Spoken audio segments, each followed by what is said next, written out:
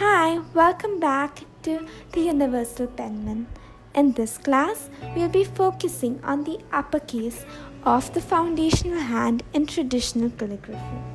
In the upper hand of traditional calligraphy, the upturn and the underturn are very important as well as the compound curve. Try to practice those as often as you can before starting with your uppercase letters. The uppercase letters will have a bigger margin than the lowercase letters. Try to make them broader and taller than your lowercase letters so they stand out better.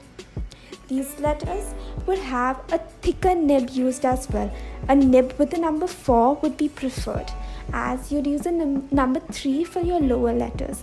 A number 4 is better as the thickness looks better with the font face. Try to go slow with your letters and not rush into anything. Try to make every stroke as clean as you can. And again, try to use a smoother paper.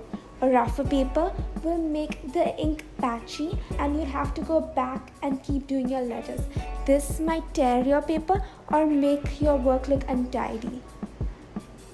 Practice makes perfect. Keep practicing your work as much as you can.